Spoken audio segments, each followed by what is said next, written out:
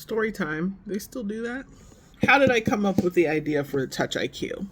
I came up with the idea of Touch IQ when I was in Medellin, Colombia a few months ago. I'd met a young woman in her middle 20s. She was talking to me about her romantic life. We were just exchanging. I was telling her stories from my life. She was telling me stories from her life. Beautiful young girl, tall, slim, beautiful, charming, intelligent, great person. Me, accomplished, older, experienced, whatever. Really open.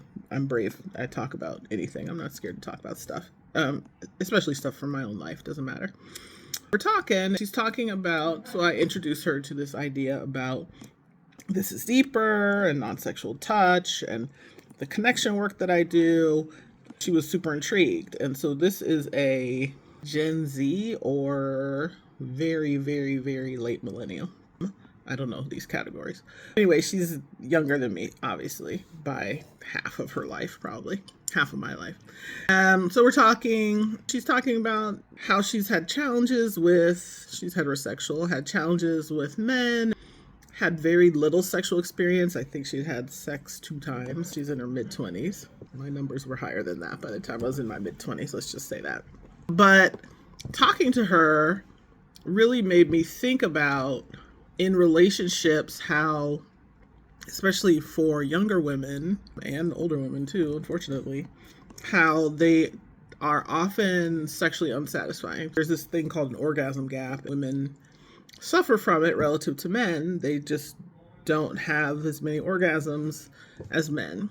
How does this relate to non-sexual touch, Dr. Lisa? Hold on, I'm getting there.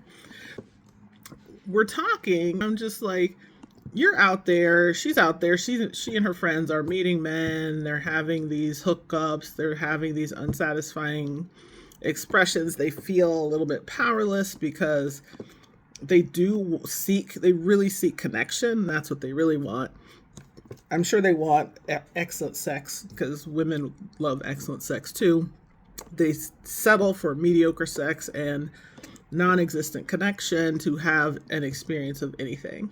She said the thing that I love the most is the period after the sex where there's holding and cuddling and touching and talking gently to each other and all that stuff. She said, but I have to get through the sex to get to that point. It was so striking to me. I don't remember that exact experience. Gen Xer women went about this differently. I went about this differently. She talked about a lot of fear that she has about connection and getting hurt and not being willing to really put herself out to avoid the possibility of getting hurt. As a Gen Xer, a latchkey kid, all that stuff, running around by ourselves and all that stuff. Getting a scraped knee is part of it, babes. So getting a broken heart is part of it. So she was a little bit hesitant around that and being willing to do that. Again, stay with me, I'm getting there. So my intellectual brain goes, women are the prize, in my view. We've got the pussy, we've got the body, we've got the love, we've got the whatever. She's together. She's got her shit together. She's traveling internationally. She's meeting people. She's a romance novelist. She's a social media, whatever, marketing consultant type person. Like everybody is one of those. Anyway, that's neither here nor there. So she's all this. She's got a lot going for her. Like I said, she's beautiful and sweet and charming. And she's still getting these mediocre results. What's that all about?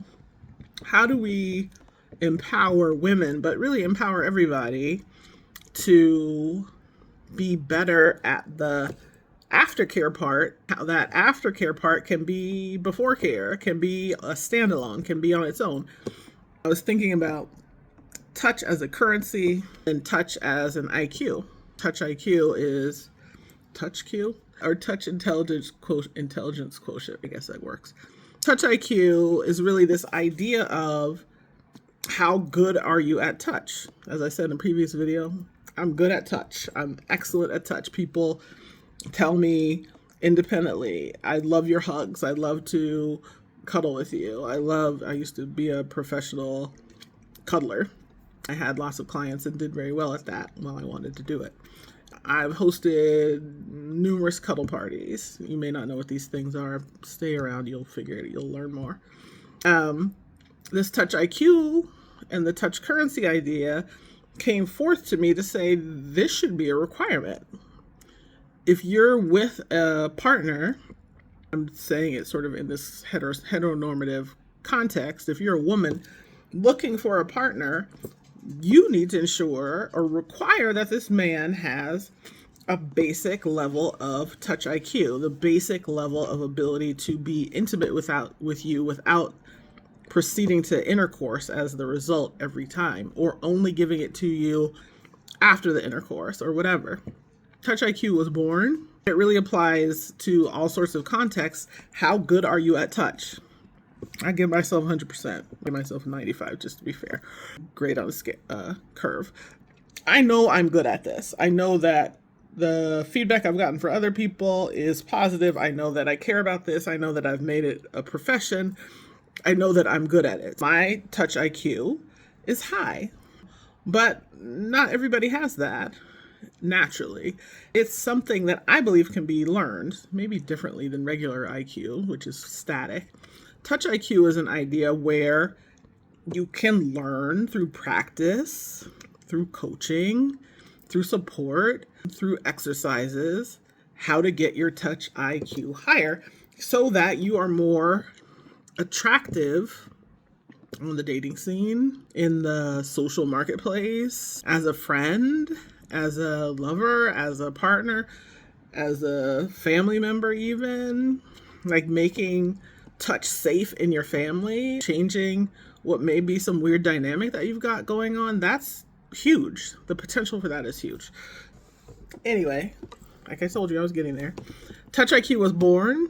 If you stay tuned here, you'll learn more about it. If you subscribe, like, comment, engage with the video, share it with your friends. It's something that can be and is potentially transformative for you. My crochet hook is my pointer. It's potentially transformative for you and your life experience. We talk about touch being so important for our physical, emotional health. It's also important for our social health. It's also important for us socially, as a society, as cultures, to have safe, platonic touch be foundational. That's what's going on here at This Is Deeper. That's how Touch ID was born. Touch IQ, pardon me, not real ID. Touch IQ was born. Thanks for watching. I'm Dr. Elisa Gardenhire, founder of This Is Deeper, your touch guru.